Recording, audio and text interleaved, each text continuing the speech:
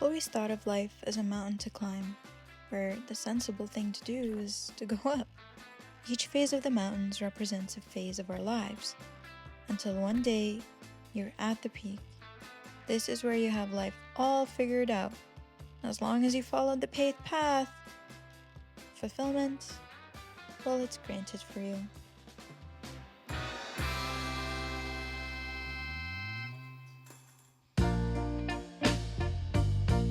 I thought my 20s would be where I would be at the peak or at least close enough to see it. Yet so far, it seems to get further away every step I took. Hi, are we still hanging out? I don't think I can. Sorry about that. Oh, okay. Sometimes life feels more like an equation that's like impossible to solve, which is really scary because I was never good at math.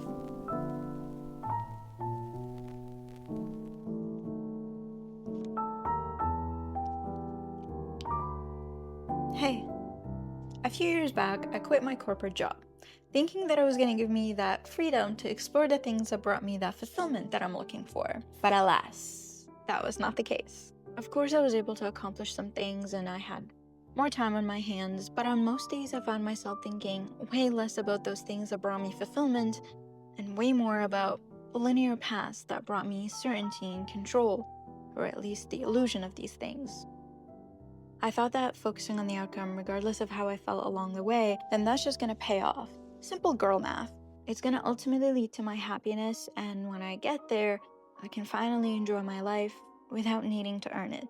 Maybe on paper I was checking boxes off and making progress, but something never quite clicked. Almost like the more progress I made, the more lost I felt. After rereading some of my journal entries from this year, I realized that there might be something a little bit deeper than just the external things that hold us back.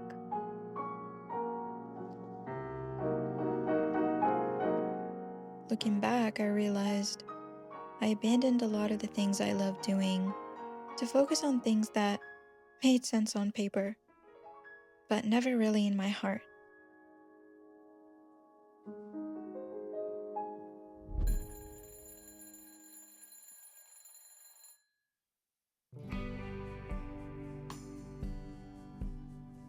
We often think we know what we're searching for, but what if we needed all along was, "Hey, are you still free today?" was here the whole time. We think the path we take was forced onto us, that we abandoned our true desires because they're unrealistic. The truth is, it's easier to stay on a predictable path, even if it costs us our happiness, than admitting that we can always choose differently, no matter where we are on the journey. We fear that quitting the things that drain us is a reflection of our weakness, yet it takes so much strength to create that space for things that once lit up our souls to breathe again. We think that we must be able to predict every step along the way to make sure that the outcome we want is the one we get. But the truth is, the path is revealed to us as we take the step. Each action gives us a clue into what we can do next. I was clinging on to things that told me who I was. I was never lazy or unmotivated. I was just a kid who was scared of failing, scared of not being loved.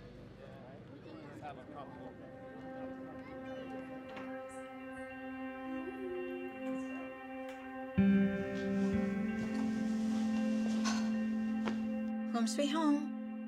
There are so many things that I wanted to be when I was a kid, and none of these things were really reflected in the way the first half of my 20s transpired. I was making these big moves and external changes, but still operating from a mindset of not being deserving until X, Y, and Z happens. And that kind of backwards thinking may push me to get through some days, but ultimately it isn't sustainable. Not only keeps us from getting the things that we actually want, it never creates space for the possibility of it to exist. So why would we even pursue them?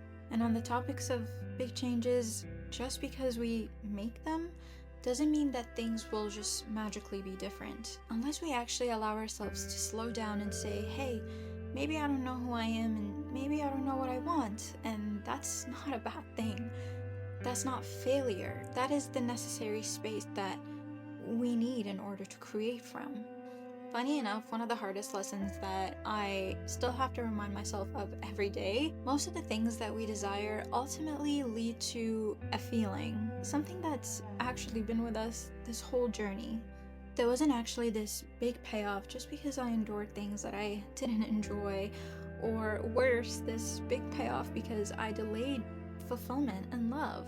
I used to think that slowing down was somehow this big step back and ultimately me declaring failure to the world. But by making endless to-do lists and filling every nook and cranny with things to do in the day, it's almost like I was looking for ways to justify my existence and ultimately just be worthy. Now, there's nothing wrong with desiring whatever your heart wants to experience in the world, but there's a really big difference between desire out of lack and desire out of a sense of worthiness.